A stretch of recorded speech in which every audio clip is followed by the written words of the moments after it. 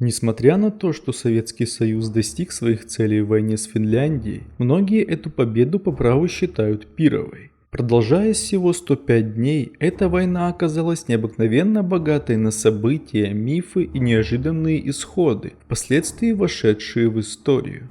Одно из первых, что приходит на ум при упоминании Зимней войны, это, конечно, линия Маннергейма. Обе стороны конфликта называли ее непреодолимой. Финны, чтобы поднять боевой дух и успокоить свое население, а советское руководство оправдывало этим чудовищные потери личного состава. На самом же деле линия Маннергейма вовсе не была каким-то выдающимся на тот момент фортификационным сооружением. Дотов было немного, и большинство одноэтажные и одноуровневые. Сам Маннергейм признавал, что значение сооружений сильно преувеличивалось.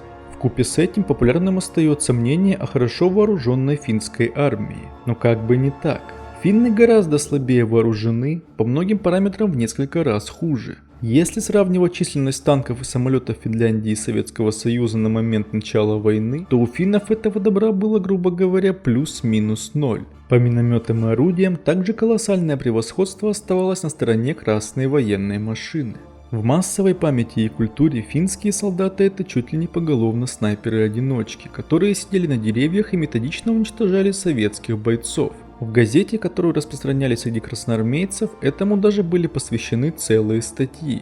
На самом деле снайперов в Финляндии было не так много. И, конечно, сидели они не на деревьях. Тактика использовалась совершенно другая. У финнов были летучие взводы лыжников, которые в масхалатах незаметно подходили почти вплотную к советским воинам и могли одним взводом уничтожить роту, если не больше. Одной из главных причин огромных потерь советской армии традиционно считалось плохое для условий Зимней войны обмундирование. И да, это действительно так. В этой войне советский солдат вполне прочувствовал на себе жестокость генерала Мороза. Стало ясно, что иногда теплое обмундирование не уступает по важности хорошему вооружению. Несколько десятков тысяч красноармейцев попросту замерзли в лесах. Примерно столько же погибли на этапах санитарной эвакуации, своевременно не попав в госпитали. Именно замерзшие чаще всего попадали в плен. Финны не изобретали ничего особенного, но у них были свитера с длинными рукавами на случай потери перчаток, теплые стельки в сапогах и другие, казалось бы, простые мелочи, которые в общей сумме давали спасенные жизни. Для Советского Союза эта война была локальной, в победе социалистического гиганта сомнений не было. А вот для финнов эта война была по-настоящему народной. Почти все женщины Финляндии работали на армию, шили и вязали, не покладая рук. Еще один важный элемент, которого не было у советских войск, это уже названные белые масхалаты, которые позволяли финским летучим отрядам незамеченными подходить вплотную к советским позициям и уничтожать личный состав. То же самое касалось и лыж, без которых красноармейцы попросту не могли нормально передвигаться по глубокому снегу. В истории все как и в жизни. Любой, даже самый горький опыт при должном подходе таит в себе массу полезных знаний. Так произошло и здесь. Ошибки с обмундированием были учтены. К концу войны появились тулупы, шубы и валенки. Именно поэтому в годы Великой Отечественной войны генерал Мороз выступал уже в роли ближайшего союзника советской армии. И напоследок еще пара интересных фактов.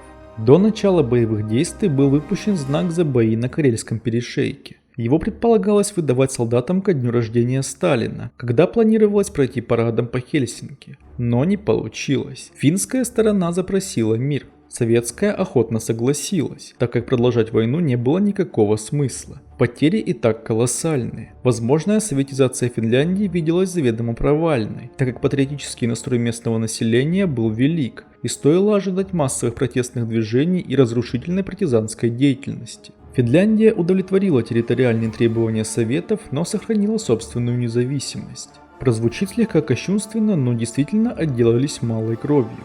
Коктейль Молотова, про который сегодня слышали все от мала до велика, также появился именно в советско-финскую. Смесь бензина, фосфора и смолы, которую использовали финские бойцы против танков и машин, наливалась в финские бутылки компании Алко, главного финского производителя алкоголя. История названия данного коктейля тоже весьма любопытна. Во время Зимней войны советская авиация активно бомбила Хельсинки. Но в одном из радиоинтервью Вячеслав Михайлович Молотов, бывший тогда в должности председателя Совнаркома и Наркома иностранных дел СССР, отрицая агрессию Советского Союза, утверждал, что с самолетов на финскую столицу, страдающую от голода, сбрасывают гуманитарные продукты. Финны сию шутку оценили и стали называть падающие на них бомбы хлебными корзинами и хлебницами Молотова. Ну а бутылки с горючей смесью, летящие в наступающие на них танки, переименовали в коктейль для Молотова. Вроде как благодарность за столь необычную гуманитарную помощь. Однако британские журналисты, освещавшие события той войны, несколько исказили формулировку. В их-то варианте название и прижилось во всем мире. Спасибо за просмотр. Ставьте лайк и подписывайтесь на канал, если вы этого еще не сделали. Всем пока!